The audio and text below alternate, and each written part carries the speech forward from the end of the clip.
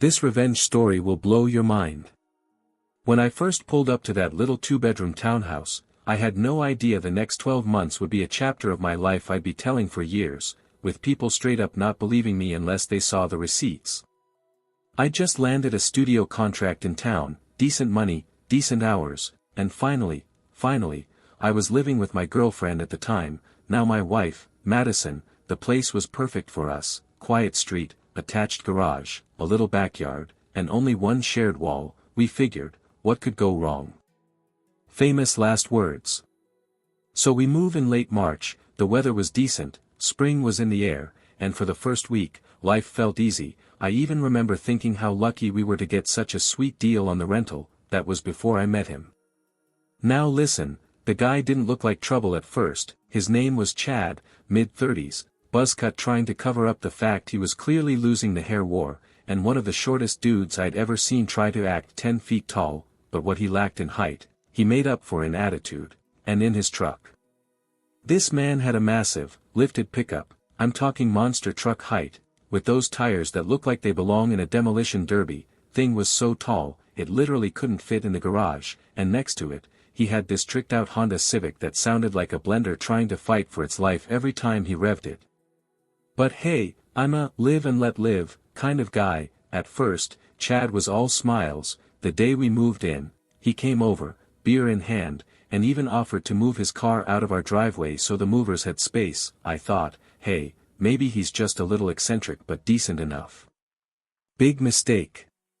About an hour after the movers left, he came over again, leaned against his Civic like it was a Ferrari, and said, so, the old tenants used to let me use their garage in the winter, since mine's full of gym gear and my motorcycle project. You cool with that? Now, I didn't even have the garage code yet, landlord hadn't sent it. I told Chad as much, and he said his code didn't work either, like it used to, something about how the locks were changed recently. That should have been a red flag, right? But it wasn't until I brought it up to my landlord, just in passing, that things clicked into place.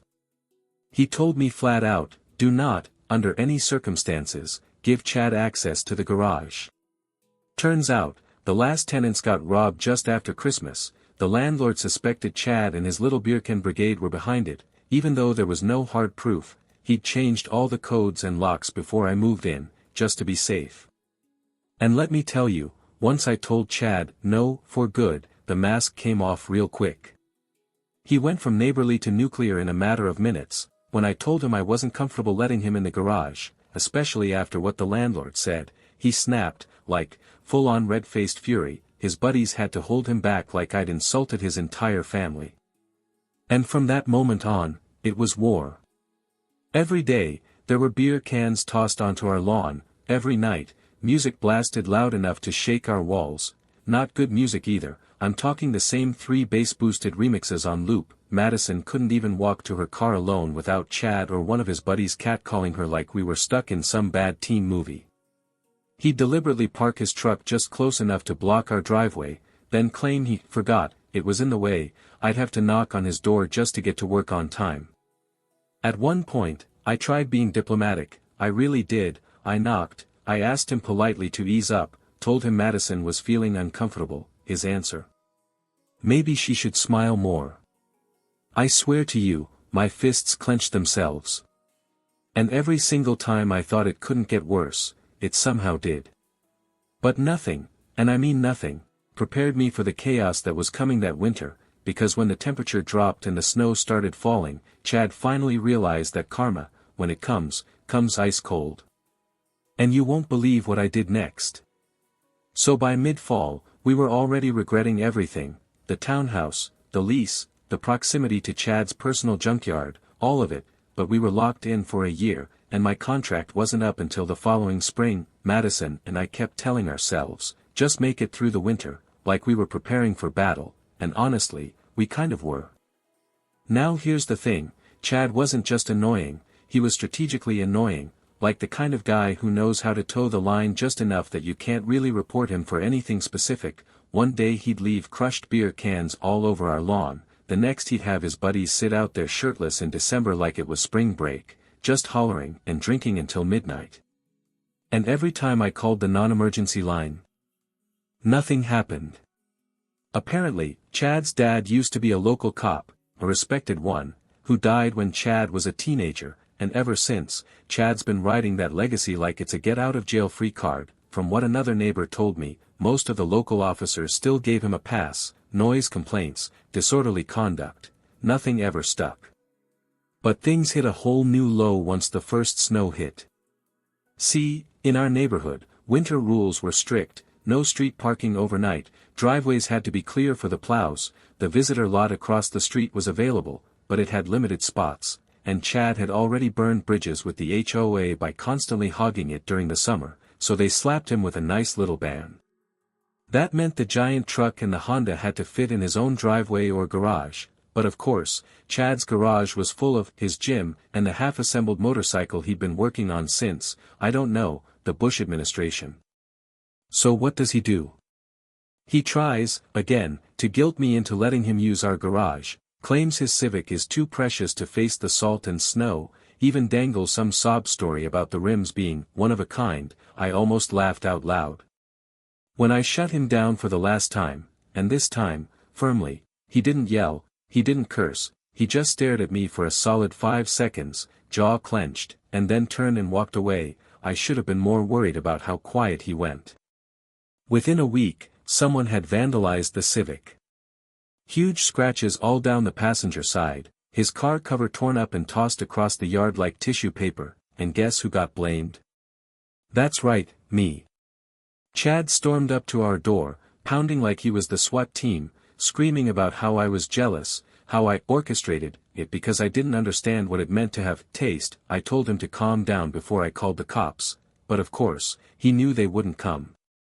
A few days later, right after New Year's, we woke up to find all of our Christmas decorations, the lights, the wreath, the cute little reindeer Madison picked out, ripped off the house and smashed in the front yard.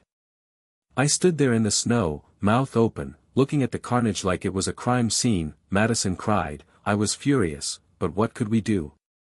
We'd filed noise complaints, we'd called the HOA, we even tried talking to the landlord, nothing stuck. No one wanted to touch Chad. So that's when I made a decision. If the system wasn't going to deal with him, I would. And what I came up with? It was subtle, it was satisfying, and it was cold. You won't believe how I got revenge, with nothing but a garden hose.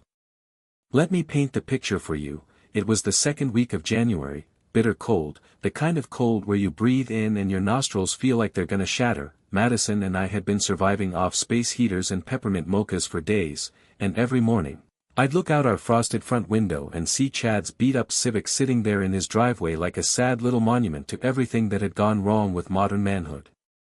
The hood was scratched, the car cover was still crumpled in the snow next to it, and Chad had started throwing a blue tarp over it at night like that would somehow protect his pride and joy.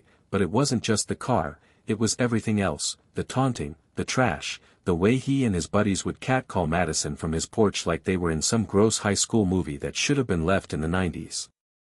After he destroyed our Christmas decorations, I knew I couldn't just take it anymore. I wasn't going to go full-blown crazy, no damage, no confrontation, nothing illegal, but I could inconvenience the hell out of him, and that's where the genius hit me. Water, cold, ice. See, when the temperature stays below freezing for days, anything wet becomes a statue, and Chad parked that Civic in the exact same spot every night, right there on his sloped concrete driveway, beneath that sad excuse for a tarp. All I needed was access to a garden hose and a little bit of patience. Madison was nervous about the plan, not because she thought it was too much, oh no, but because she worried Chad would know it was me. I told her I'd be careful, and that this wouldn't leave any fingerprints or obvious signs, and besides, we tried being polite, we tried following the rules. This guy had made our lives miserable for nearly a year, it was time for a little poetic justice. So here's how I did it. Starting that Friday night, right as the cold snap dipped into single digits, I waited until 10 p.m., when Chad and his beer-guzzling friends had passed out or disappeared. I cracked open my garage, uncoiled the garden hose I kept stored on the shelf, and snuck it around the side of the house like a burglar on a mission. I aimed it right at the Civic and turned it on full blast, not a fire hose, just a light but steady mist, enough to coat the car. I gave it a solid minute or two, just long enough to create that initial sheen of ice, then I turned it off, reeled it back, and closed the garage. And then I waited. Every 30 minutes, all night long, I'd wake up, put on my thick coat, and repeat the process, a little water, a little more ice, layer after layer. I built him a personalized glacier, no footprints, no evidence, nothing that could be traced. I even used our outdoor motion lights as my timing. When they went dark, I went out again. By the time the sun came up, Chad's Civic looked like it had been sealed in amber. The ice was thick enough that you couldn't see the scratches anymore, thick enough that the wheels were fused to the driveway like they'd been welded down. The tarp was now part of the car, frozen in with ridges like armor, the doors completely sealed shut. I stood at the window that morning with my coffee in hand, just watching. You ever see a man lose his mind in real time? That was Chad. He came outside in flip-flops and a tank top, clearly still hungover, and let out this primal scream that shook the icicles off our gutter. He started scraping furiously with a snow brush, then tried kicking the ice off with his boot, then, no joke, went back inside and came out with a hairdryer. That lasted about 6 minutes before the extension cord shorted out in the snow. Next came the cavalry, his friends, one by one, dragging out power tools and buckets of hot water like they were going to free the thing with brute force. I even heard one of them say, "Man, this is some CIA-level sabotage," and I nearly choked on my cereal. They pulled out a sawzall, no lie, and when they tried to cut around the wheel well to break it free, they ended up slicing the fender and puncturing one of the tires. At that point, Madison and I had to go into the bathroom to laugh without being heard. And get this, the cops showed up. Apparently, someone, maybe even Chad himself, called in a report thinking he was the victim of vandalism, but when the police showed up and saw that there was no damage until Chad and his friends started hacking away at the car, they shrugged and left. One of them actually said, "That's just what happens when you don't have a garage." I thought Chad was going to combust on the spot. For the next week, he left the car frozen in place, like a monument to his own stupidity. The temps didn't rise enough for anything to melt, and every day he'd come out and chip at the ice with less and less hope in his eyes. By Thursday, I swear the Civic looked like it was crying. And then finally, after 7 long, glorious days, the car popped free. But the damage was done. The windshield was cracked from him smashing it with a hammer, one tire was toast, the body was scraped, and Chad? He looked defeated. He didn't say a word to us, not that day, not the next, not ever again. But just when I thought the story was done, something even crazier happened next. You won't believe what I found out after I moved out. Wait until you hear what Chad did next. After that long, freezing week where Chad's precious Civic had basically become a modern art installation made of ice and regret, things around the neighborhood actually got quiet. Like, eerily quiet.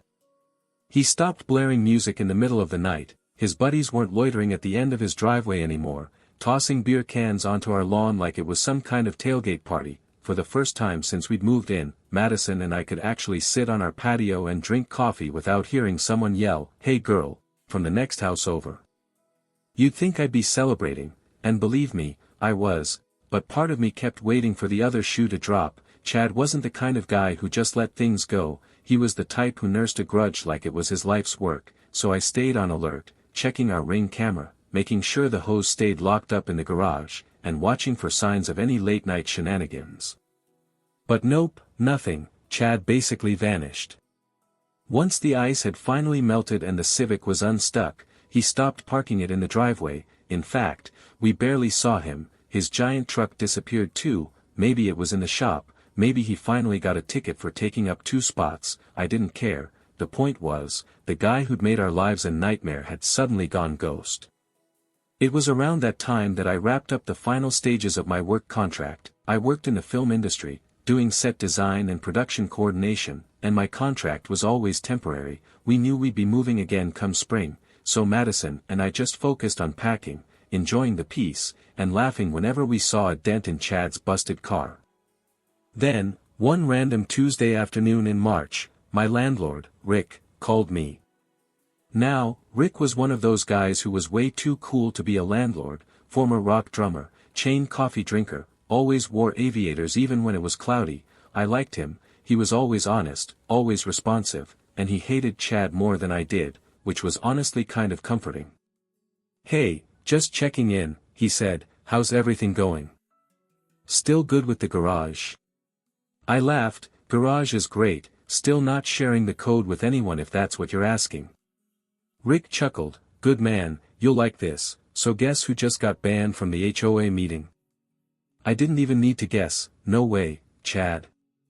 "Oh yeah," Rick said, "apparently, someone, and I'm not saying it was me, finally showed them the footage of him and his friends throwing beer cans into your yard, that, plus a few complaints about noise and harassment, and boom, HOA threw the book at him. Not that they can do much, but still, he's off the committee, and they're watching him now." That was satisfying, but what came next? That was wild. Because just when we thought the saga was winding down, Rick hit me with a twist so wild it felt like something out of a Netflix drama. He lowered his voice, and get this, you didn't hear this from me, but a buddy of mine who works with the local PD told me that Chad and a couple of his beer buddies just got picked up last weekend. My jaw hit the floor. Picked up? For what? "Robbery," he said, "allegedly, robbed a convenience store over on Lincoln, dumb as hell, no masks, no gloves, one of them even dropped his phone at the scene, whole thing was caught on camera." I just sat there in stunned silence for a second. Chad, the guy who screamed at his car like a lunatic and begged to use my garage like it was a human right, had actually graduated from being a bad neighbor to a full-blown criminal. Rick kept going. "Apparently, it's not even the first time. Cops think they were behind a few other break-ins, including one back in December. Sound familiar?" I remembered exactly what he was referring to, the previous tenants, the ones who'd moved out after their stuff got stolen just after Christmas. I remembered Rick telling me how suspicious it all was, how he changed the locks and the garage code, how he warned me never to give Chad access. And now, everything made sense. That whole, friendly neighbor, act Chad pulled when we first moved in, it was all part of a long con. He didn't want to borrow the garage, he wanted access, probably thought he could scope it out, maybe get in while we were away, and when I shut him down, his true colors came out. I sat there with the phone in my hand, just replaying the past year in my head, the loud music, the trash, the catcalling, the weird late-night garage requests, all of it had led to this, a petty criminal getting exactly what was coming to him. "Dude," I said to Rick, finally breaking the silence, "I hosed that guy's car into a block of ice just a few weeks before he got arrested." Rick howled with laughter. "No way, are you serious?" "As serious as it gets," I said, "you should have seen it. His friends tried to use power tools to free it and ended up destroying the car." Rick was dying on the other end. That is legendary. We hung up, both still laughing. I told Madison that night, and she said the same thing I was thinking, karma has perfect timing. And even though we were set to move in a few weeks, I finally felt at peace. I'd stood up to the worst neighbor imaginable, found a clever way to serve justice without crossing any lines, and now the universe had finished the job for me. But as we packed up our final boxes and got ready to say goodbye to that little townhouse, I had no idea what the next surprise was going to be. Because just before we left town, something happened that changed everything I thought I knew. 2 days before the moving truck pulled up, I was doing one last sweep of the garage, the same garage Chad had begged to use like his life depended on it, when I noticed something wedged in the rafters near the back wall.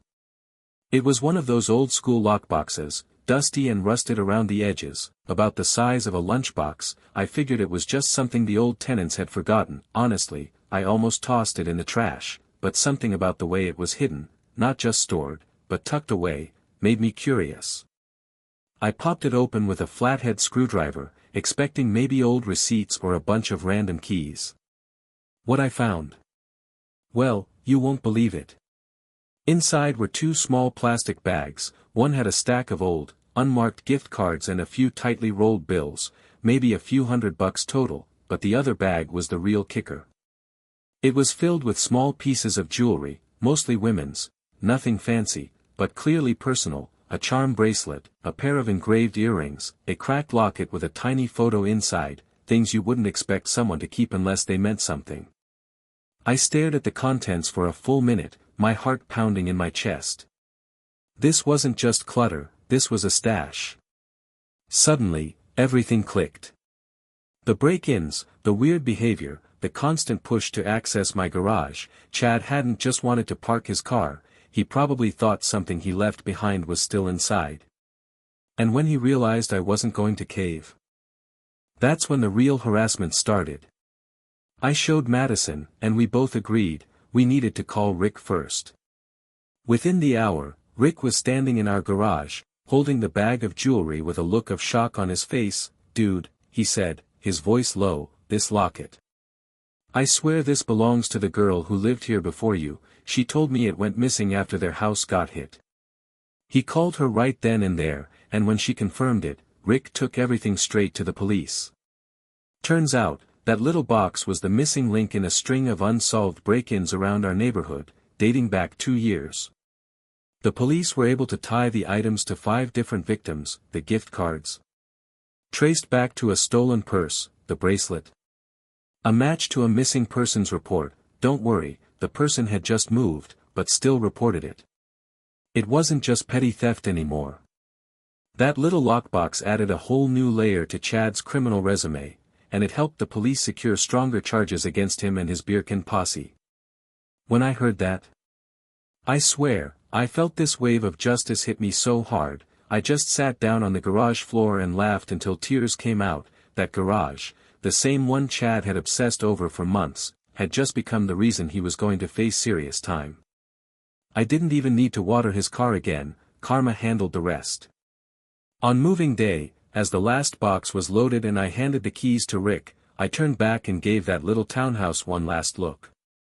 That place had seen it all: loud nights, frozen cars, shady neighbors, and one epic case of revenge served ice cold. But more than that, it reminded me of something I'll never forget.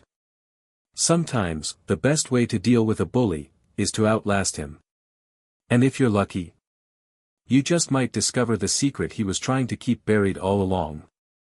As Madison and I pulled out of the driveway, the spring sun melting the last patches of snow, she leaned over and said, "Do you think Chad's still wondering how his Civic got frozen to the driveway?" I smiled. If he doesn't know by now, he never will. And that, my friends, is the true story of how I froze a terrible neighbor's car, uncovered a hidden stash of stolen goods, and watched karma do its thing, one icy layer at a time. Thanks for listening. Stay petty, but stay legal.